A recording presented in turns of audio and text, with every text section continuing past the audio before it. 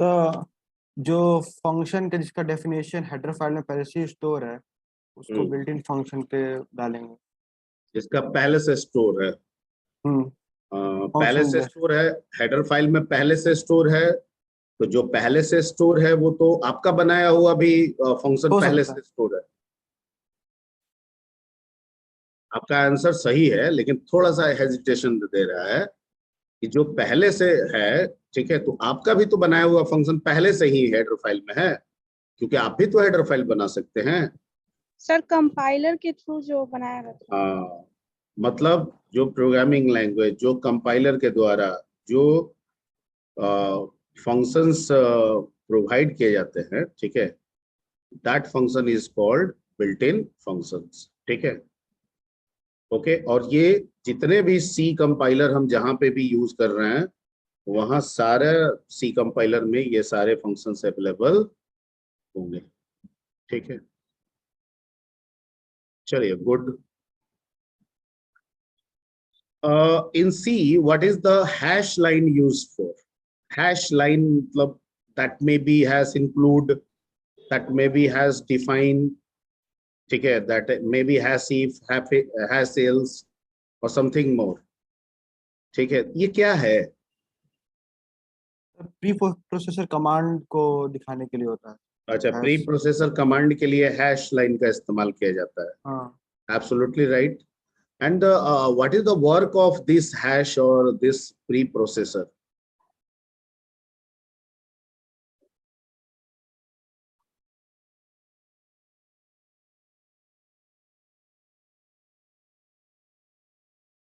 Header file को include करने में और हेडर फाइल को इंक्लूड करने में और include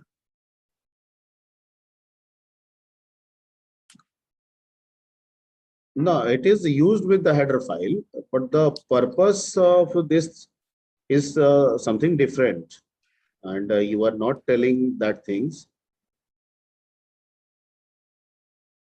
So tell me the exactly work of preprocessor.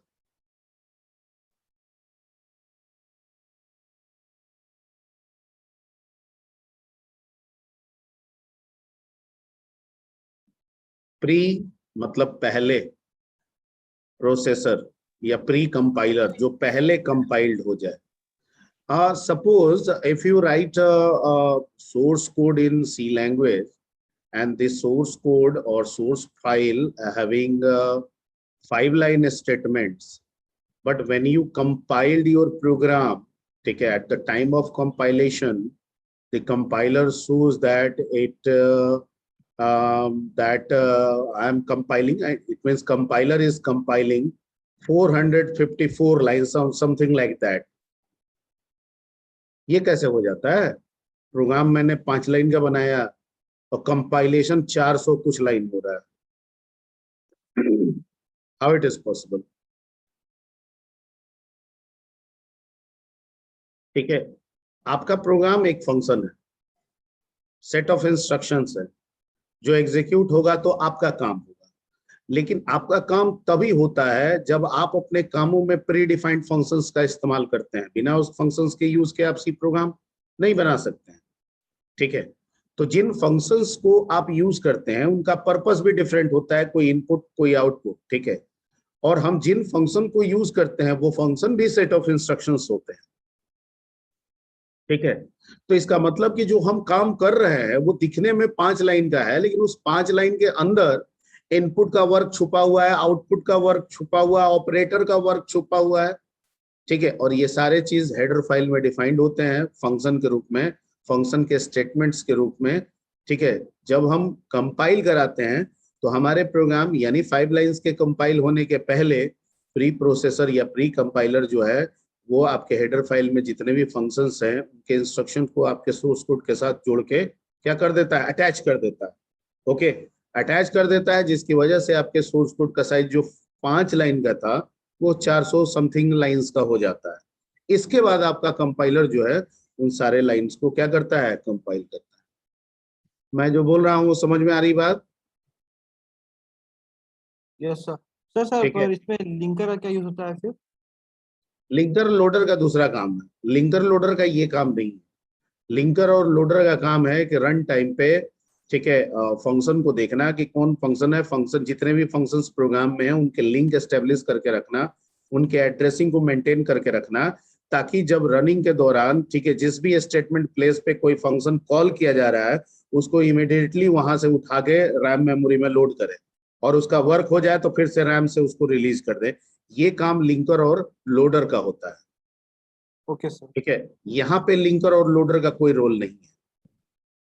बस। क्लियर? वो रन Yes. टाइम बिहेवियर में आ जाता है। ओके, तो प्री प्रोसेसर या प्री कंपाइलर के बारे में यही जवाब आपका देना होगा, ठीक है, जो आपको बताया गया है, इसी से जुड़ा हुआ बात बोलेंगे। ठीक है, और एग्जाम्पल्स में हमेशा यह ध्यान रखेंगे कि 5 लाइन का आप प्रोग्राम लिखते हैं लेकिन वो 5 लाइन नहीं होता है, वो 400 लाइन का हो जाता है। तो वो जो लाइंस आते हैं वो एक्चुअली जितने भी आप प्री डिफाइंड फंक्शंस यूज करते हैं या जो हेडर फाइल में डिफाइंड होते हैं उनके इंस्ट्रक्शंस को वो क्या करता है, उसके साथ ऐड करता है। क्लियर? ठीक है। ये एक क्वेश्चन पूछा हुआ है, टिपिकल क्वेश्चन है, पढ़े भी होंगे। How can a string be converted to a number? कैसे एक स्ट्रिंग को नंबर में कन्वर्ट कर दिया जाता है? तो ASCII वैल्यू यूज करके उसका, अगर जावा में तो यूनिकोड का और आई एम नॉट डिस्कसिंग, ये मोस्टली सी का क्वेश्चन है जितने भी उठाए हैं। अच्छा ठीक है, पहले सी का करा देते हैं फिर अलग अलग चीजों का करा देंगे। How can a string be converted to a number? हाँ, शिल्पी कुछ बोल रही है। Yes sir, A to I। Very very nice, बिल्कुल सही। We can convert the string into number by using the function, by using the built-in function, by using the library function that is called A to I. ठीक है, A to I, और you may also say that A to F। अंतर यही है कि एक integer में convert करेगा और दूसरा फ्लोट में। क्लियर? ठीक है, and fourth question, how can a number be converted to a string? एक नंबर को स्ट्रिंग में कन्वर्ट करना है, कैसे होगा? स्ट्रिंग को नंबर में करने के लिए तो आपने A to I लगा दिया, A to F लगा दिया। नंबर को स्ट्रिंग में बनाना है, कैसे होगा? सर I to A कर देंगे। I to A नहीं होता है, नहीं होता है। I to A नहीं होता है, A to I होता है, I to A नहीं होता है।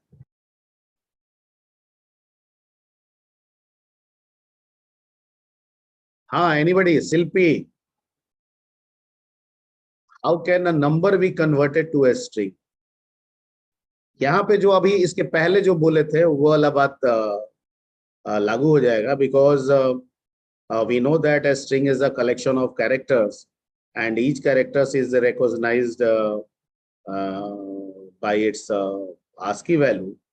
ठीक है, and we know that number is also recognized by the number digit is also recognized by the ASCII value. तो जो भी नंबर है हम उस नंबर के डिजिट को निकाल के उसका ASCII रिप्रेजेंटेशन करके, ठीक है, हम उसको स्ट्रिंग में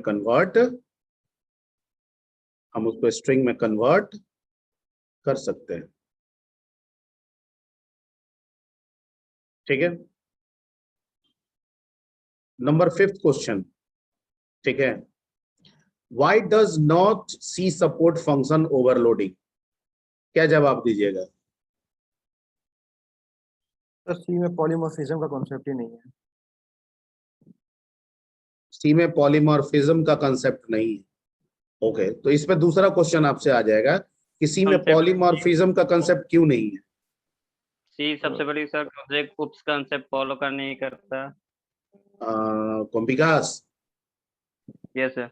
हाँ बिल्कुल, सी जो है सबसे मेजर फैक्ट यही होगा कि सी जो है वो चूंकि उप्स के कंसेप्ट को फॉलो ही नहीं करता है, तो जब उप्स होगा ही नहीं तो पॉलीमॉर्फिज्म की बात नहीं होगी, और जब पॉलीमॉर्फिज्म नहीं होगा तो फंक्शन ओवरलोडिंग की बात नहीं होगी। ठीक है, इस पे एक क्वेश्चन हो सकता है, ठीक है, हुआ नहीं है लेकिन हो सकता है ये कि अगर आप C++ के कंपाइलर में सी का इस्तेमाल कर रहे हैं अब तो फंक्शन ओवरलोडिंग हो सकता है, तो आपका क्या जवाब होगा?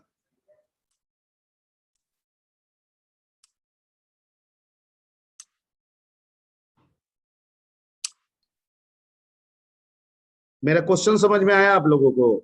नहीं आया तो आप बोलिए कि नहीं आया। बोलिए सर, दोबारा बोलिए तो। दोबारा बोलते हैं। जैसे अभी विकास बोला कि भाई उप्स का कंसेप्ट नहीं है, सी प्रोसीड्यूरल लैंग्वेज है, ठीक है, दैट्स वाई ये फंक्शन ओवरलोडिंग नहीं होगा, पॉलीमॉर्फिज्म नहीं होगा। ठीक है, मैंने कहा बिल्कुल सही, जब उप्स ही नहीं है तो कहां से होगा। पर इस पे एक दूसरा क्वेश्चन ये रखा जा सकता है कि अगर आप C++ के कंपाइलर को यूज कर रहे हैं तब तो ये हो सकता है ना? यस सर, तब हो जाएगा। नहीं, फिर बात को समझिए, अगर आप C++ के कंपाइलर में सी का काम कर रहे हैं तब तो ये हो जाएगा। No sir. नहीं होगा, बिल्कुल सही। अगर क्योंकि C++ एक सुपर सेट है, वो सी के ओरिजिनल स्टेटस को जिस हालत में है उसी हालत में बना के रखता है, plus added some other advantages like object oriented.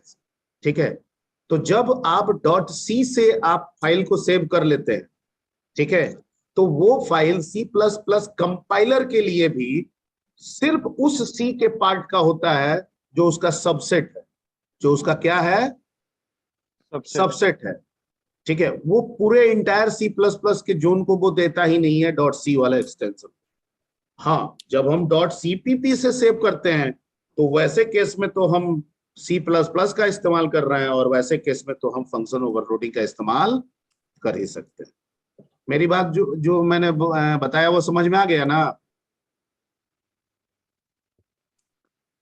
Everybody? अगर कोई क्रॉस है तो कर लीजिए अभी। सर C++ में अगर .c से सेव कर देंगे तो C++ का कोई भी फीचर .c के अंदर एक्सेप्टेड नहीं होगा। ट्रू? ट्रू? सर जब हम लोग हाँ। सी प्लस का प्रोग्रामिंग करते हैं तो जरूरी ठीक। नहीं है ना क्लास क्रिएट करना फंक्शन ओवरलोडिंग करने के लिए। हम तो एक सिंपल जो फंक्शन प्रोसीजर ओरिएंटेड लैंग्वेज में बनाते हैं, डबल फंक्शन लिख दें, वहां भी हम लोग फंक्शन ओवरलोडिंग का यूज कर लेते हैं C++ में। जरूरी नहीं है क्लास क्रिएट करना, तो वहां तो नहीं, देखिए, बात को समझिए, बात को समझिए। दो फैक्टर है यहाँ पे।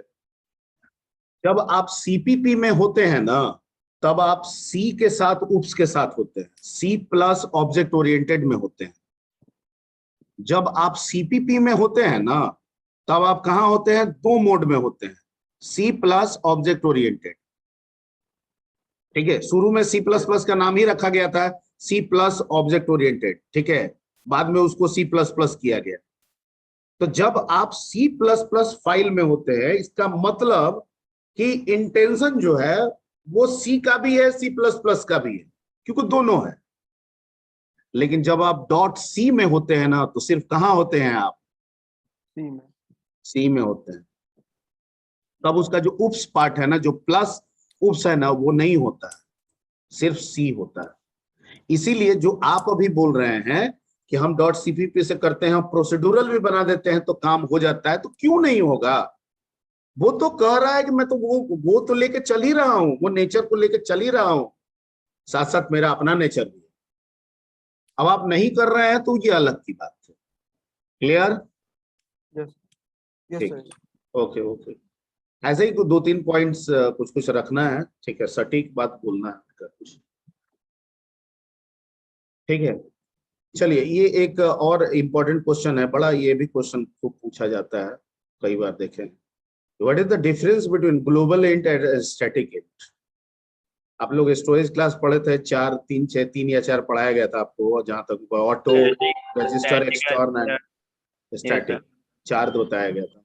Yes. तो उच्चार की बात मैं नहीं कर रहा हूँ, यहाँ सिंपल एक क्वेश्चन है, global int and static int. Let's discuss first about the global int. Global int का क्या मतलब हो गया? आउटसाइड द फंक्शन जो डिफाइन करते हैं, जो वेरिएबल डिक्लेयर करते हैं ना सर, तो वो आपका ग्लोबल्स होता है सर।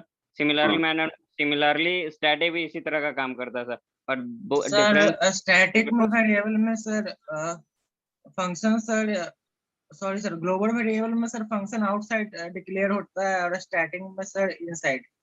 वाह, हाँ ठीक है, ठीक है सर ये डिफरेंस है सर ये दोनों में। हाँ ठीक है, ठीक है, ठीक है, ये ठीक है, लेकिन एक पॉइंट और इसमें जोड़ना होगा। पहला पॉइंट कि global int defined separately outside the functions, ठीक है, and the life cycle of the global int entire the program, यानी जब तक प्रोग्राम चल रहा है इसका लाइफ रहेगा। Clear? Yes sir. Okay. Static int is declared locally, locally मतलब विद इन अ फंक्शन, जैसा कि अभी आदित्य ही शायद बोला है, ठीक है।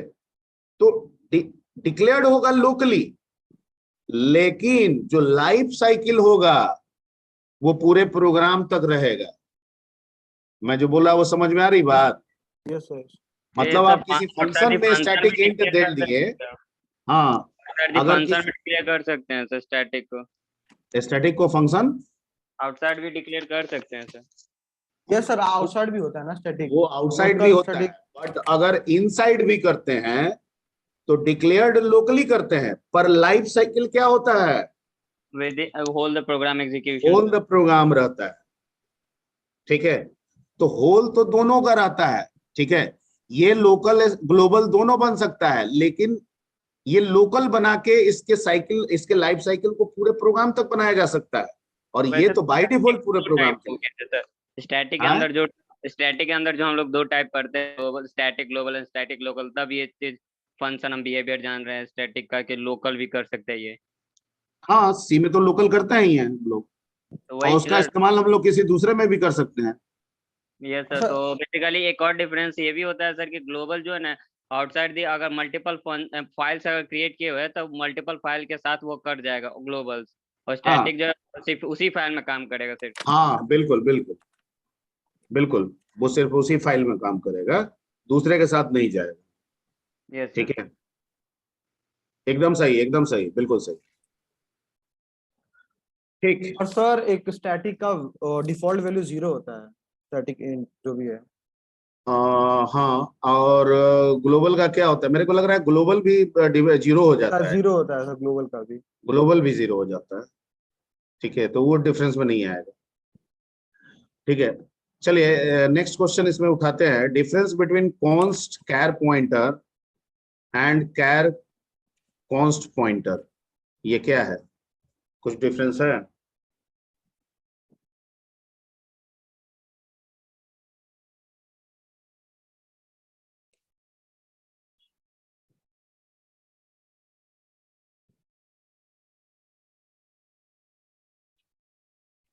कुछ नहीं है, बड़ा आसान क्वेश्चन है, मतलब ये लिखने का तरीका है और ये आपसे जानने की कोशिश कर रहा है कि आप जानते हैं कि नहीं। जैसे आप याद कीजिए, जावा आप पढ़ते थे तो स्ट्रिंग आर्ग्स ब्रैकेट लिखते थे, और एक दूसरे तरीके से भी लिखते थे, स्ट्रिंग ब्रैकेट आर्ग्स लिखते थे। Yes sir.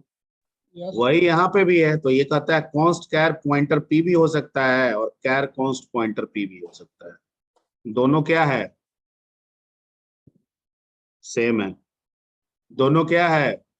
Constant pointer sir. हाँ, दोनों कांस्टेंट पॉइंटर है, दोनों के लिखने के तरीके अलग अलग हैं, पर दोनों का मीनिंग एक ही है। ठीक, ओके। अगला क्वेश्चन कि y, ये क्वेश्चन है कि y n plus plus execute faster then n plus 1, यानी अगर एक से इंक्रीज करना है n को, तो n is equal to n plus 1 लिखने के बजाय हम n प्लस प्लस 1 लिखते हैं और कहते हैं कि n प्लस प्लस फास्टर है। क्यों है? तो इसके दो वजह आपके पास होने चाहिए। दो वजह ये होना चाहिए कि पहला कि n plus plus unary mode में होता है, जबकि n प्लस 1 बाइनरी मोड में होता है, ठीक है। तो यूनरी मोड में ऑब्वियसली लोड क्या हो गया, कम हो गया। बाइनरी में लोड क्या हो गया, बढ़ गया। बढ़ेगा ना जी memory load. Yes sir. Okay.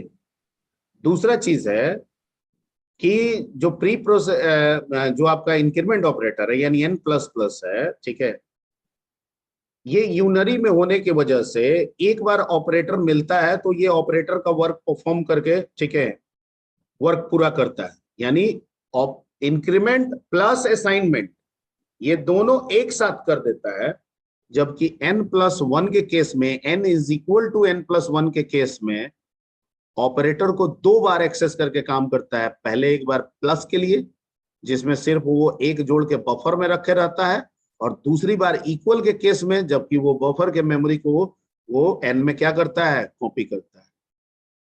और यही एक वजह है जिसकी वजह से n++ फास्टर हो जाता है n+1 के केस में, क्योंकि n++ के केस में एक तो यूनरी है, ठीक है, लोड कम हो जाता है। दूसरा, इंक्रीमेंट और असाइनमेंट दोनों एट द सेम मोमेंट में हो जाता है, जबकि बाइनरी में एट द सेम मोमेंट में ये नहीं होता है, बारी बारी से होता है। पहले प्लस का काम फिर इक्वल का काम, ठीक है। ओके। ये सब चीज ज्यादा टिपिकल है, सब इंपॉर्टेंट ज्यादा है। Why n++ is execute faster than इसी तरह का टिपिकल क्वेश्चन रहता है। अगला वाला भी सब टिपिकल क्वेश्चन है। कहता है कि what are the advantages of micro over function. कम से कम एक एडवांटेज तो जरूर बोलना होगा। मैक्रो सर फास्ट वर्क करता है इन कंपैरिजन ऑफ फंक्शन। हाँ, तो अब इसमें आपसे क्या हो जाएगा, आप बोल दीजिएगा सही है, लेकिन इसमें आपका क्रॉस क्वेश्चन करेगा कि why micro is faster than function. Why word लगा देगा, क्या जवाब दीजिएगा।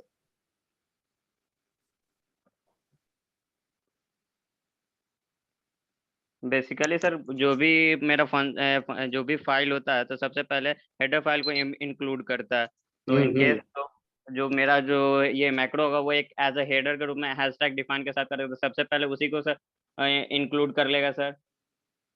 तो उसके लिए मेमोरी एलोकेट होगा, तो जहाँ भी डायरेक्ट कॉल होगा तो ऑलरेडी डिफाइंड है, लेकिन अगर कब फंक्शन मेमोरी एलोकेट होगा माइक्रो का? कंपाइल टाइम ही सर।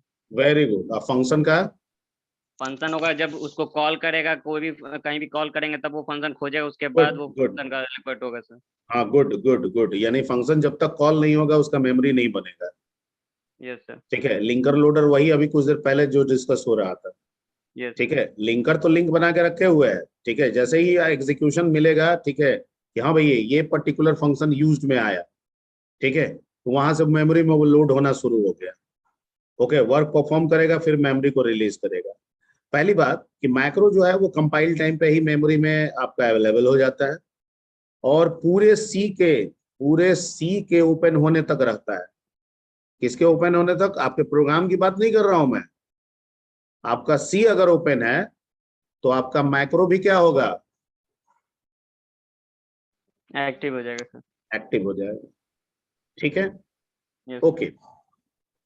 अब दिक्कत क्या है कि अगर हम सारा मेमोरी को कंपाइल टाइम पे ही अरेंज करने लगेंगे, ठीक है, और सारी व्यवस्थाओं को अगर हम मैक्रो से ही दे देंगे तो पता चलेगा कि मेमोरी में जगह ही नहीं है कि कोई फर्दर वर्क हो जाए।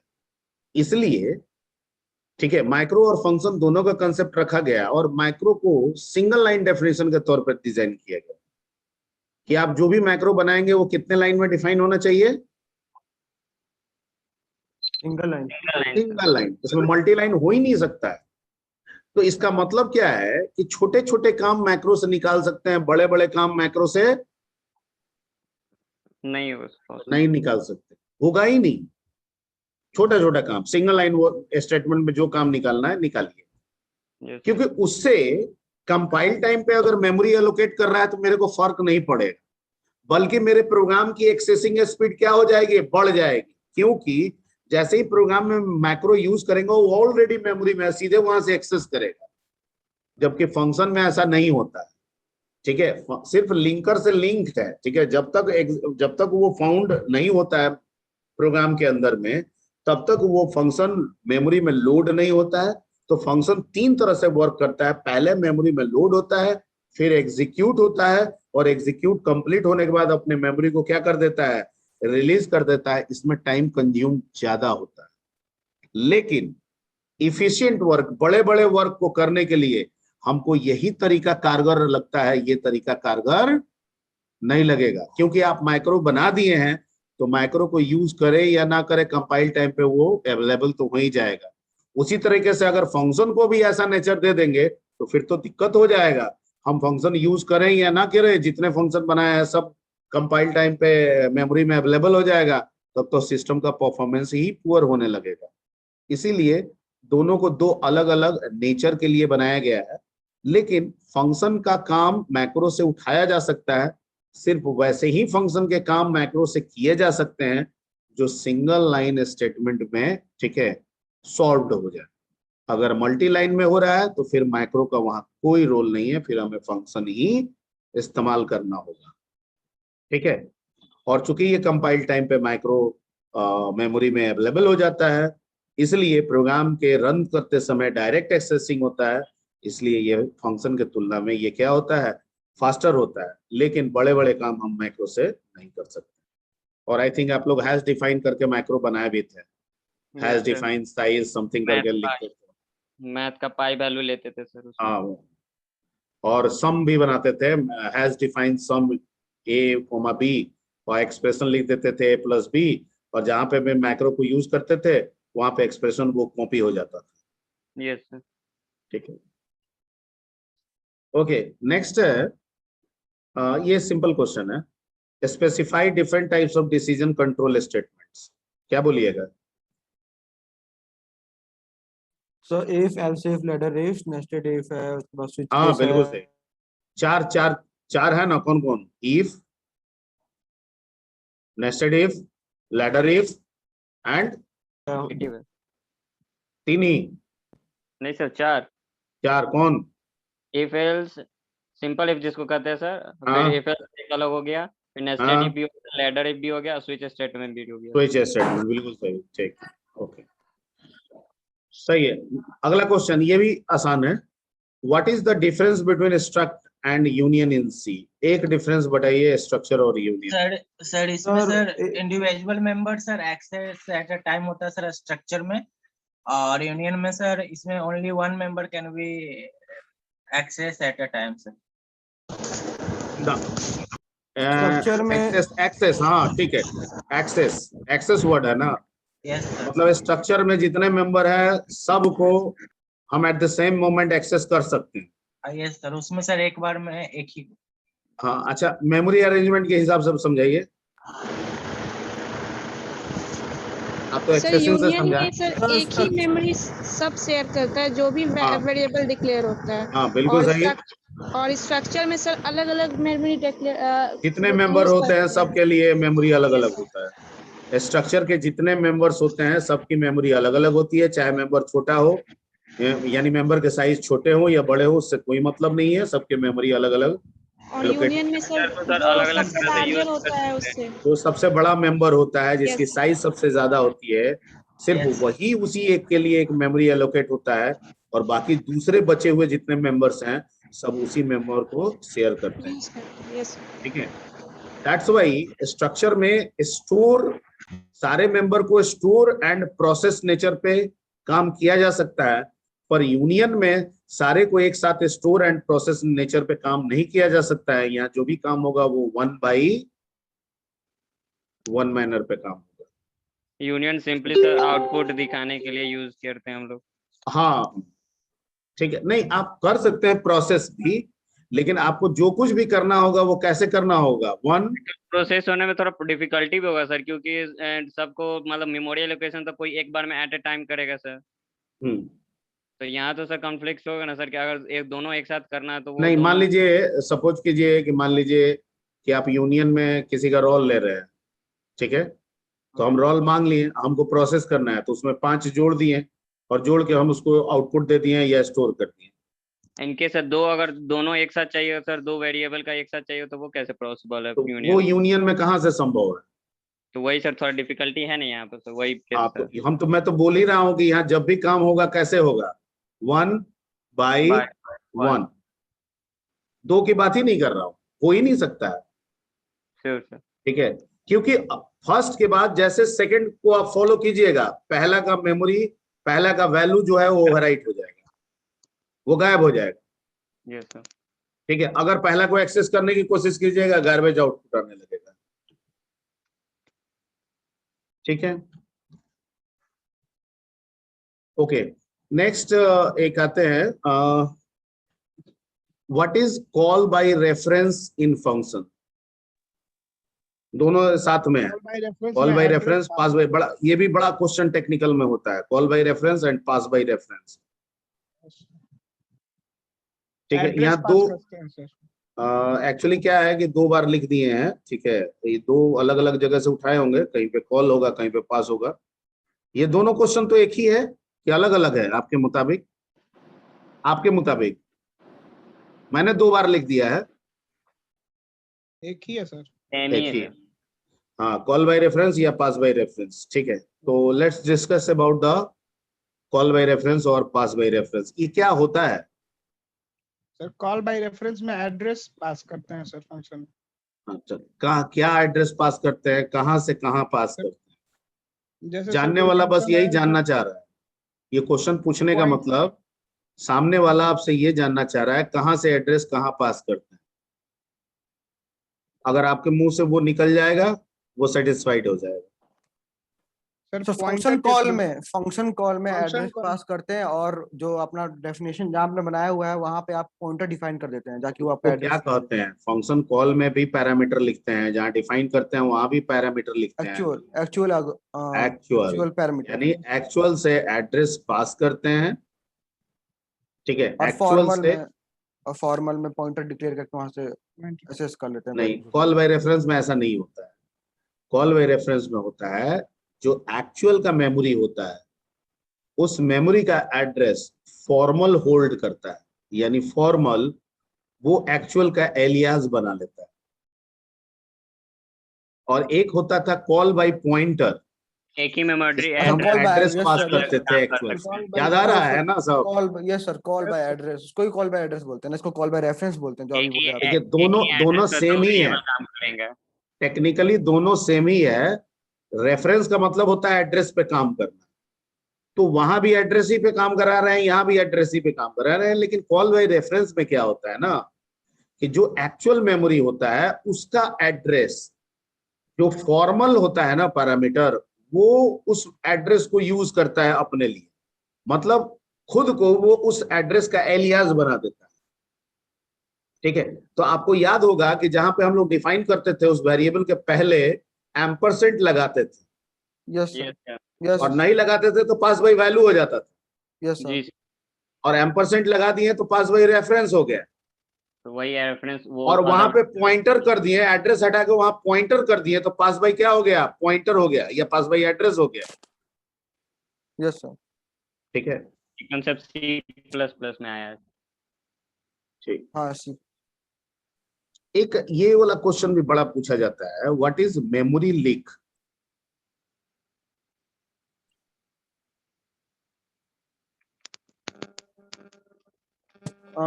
सर जब ऑब्जेक्ट, जब पूरा रेफरेंस सब कुछ खत्म हो जाता है और तभी भी ऑब्जेक्ट मेमोरी होल्ड कर रहा है, तब मेमोरी लीक होता है। तभी भी ऑब्जेक्ट मेमोरी को होल्ड किया, मेमोरी खत्म हो गया। हाँ ठीक है, सारे रेफरेंसेस खत्म हो गया ऑब्जेक्ट के, फिर भी आप मेमोरी होल्ड करके रखा हुआ है, रिलीज नहीं हो पाया है, तो उसको मेमोरी लीक कहते हैं सर। मतलब फिर अगले के लिए नहीं मिलेगा तब ना। आप क्या पहला पॉइंट बोले हैं कि सारे मेमोरी फुल है? नो सर, ये ऑब्जेक्ट के सारे रेफरेंसेस खत्म हो चुके हैं, अब वो मतलब कि इसको डिलीट हो जाना चाहिए, जैसे कि गार्बेज कलेक्टर है तो डिलीट कर देना चाहिए उसको, जावा कर देता है, पर इसके के पास तो नहीं है, नहीं है, ठीक है, ठीक है। तो आपको रिलीज करवाना पड़ता है। अगर आपने नहीं करवाया उसको, अगर आपने लिखा ही नहीं है डिस्ट्रक्टर का कमांड C++ में, तो आपका अभी तक ऑब्जेक्ट मेमोरी खाली रहेगा, और उसके बाद फिर वो मेमोरी फुल हो जाएगा धीरे धीरे करके, बाकी के लिए फिर मेमोरी नहीं बचेगा, तो उसको बाकी के लिए फिर मेमोरी नहीं बचेगा। मतलब अभी, मतलब हमने गार्बेज कलेक्टर नहीं आया तो थोड़ी मेमोरी लीक हो गया।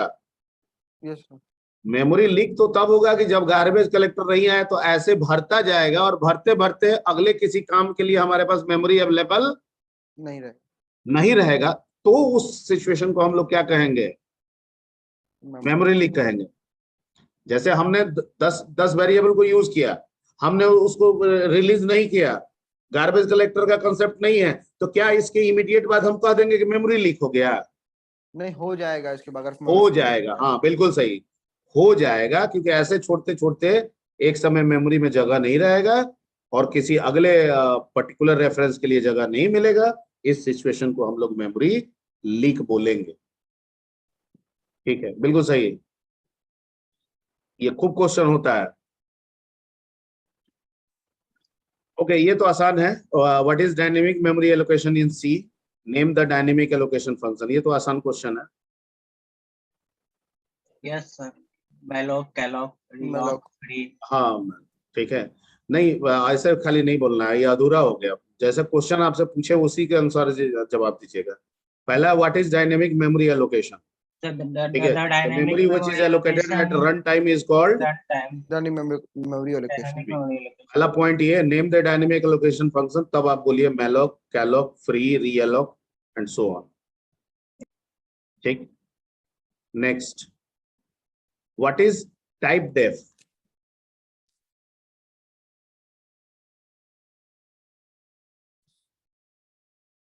सब किसी प्री डिफाइंड डेटा, कोई भी डेटा टाइप का अगर अपना नाम देना है, उसका एक और एलियास नाम देना है, तो उसके लिए टाइप डेफ यूज करते हैं। User defined function. Very good, very good. Typedef अगर एलियास बनाना है, किसी भी डाटा टाइप का एलियास बनाना है, तो टाइप डेफ का इस्तेमाल करें। किसी भी स्ट्रक्चर यूनियन का एलियास बनाना है, क्योंकि वो भी तो डाटा टाइप ही है, तो भी हम टाइप डेफ का इस्तेमाल करते हैं। Absolutely right. ठीक है, एलियास क्रिएशन के लिए। ओके, ठीक। ये थोड़ा सा पॉइंट वाला question. Why is it usually a bad idea to use getS instead of scanf? मतलब कह रहा है कि नहीं करना चाहिए, यानी बहुत अच्छा आइडिया नहीं है कि आप getS का इस्तेमाल करें। दिया हुआ है, ये बड़ा बढ़िया क्वेश्चन है।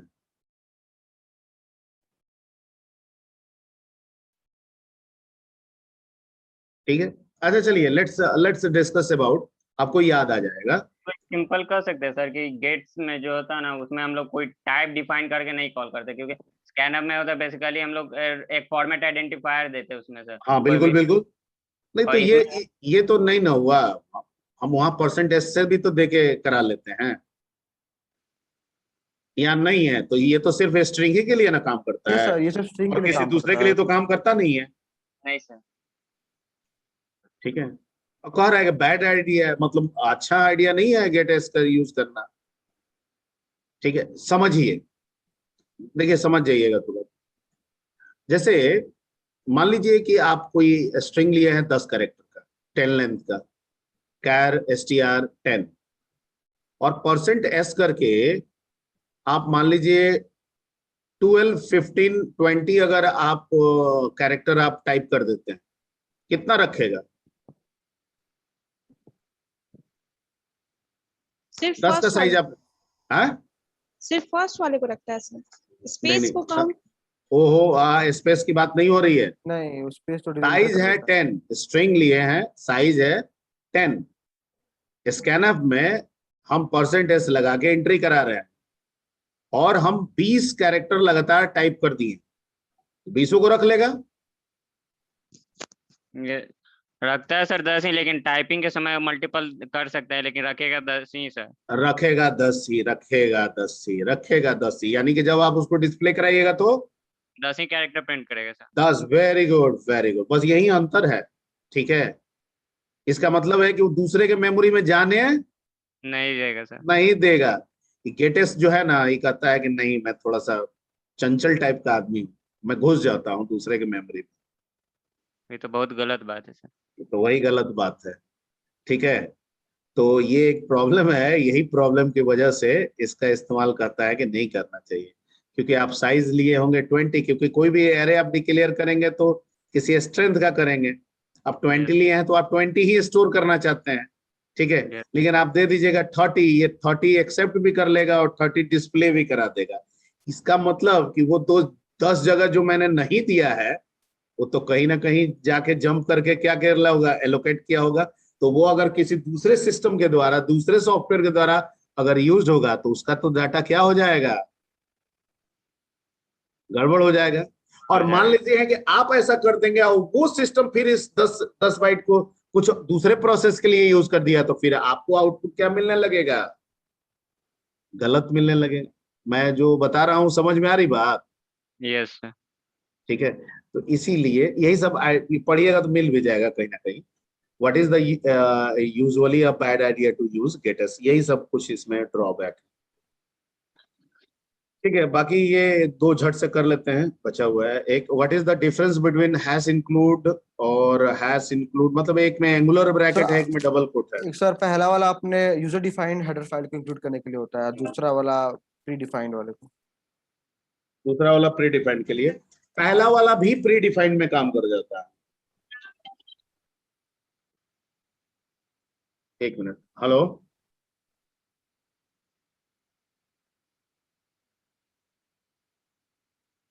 अभी तो मैम क्लास ले रहे हैं, 10 मिनट बात कीजिए ना।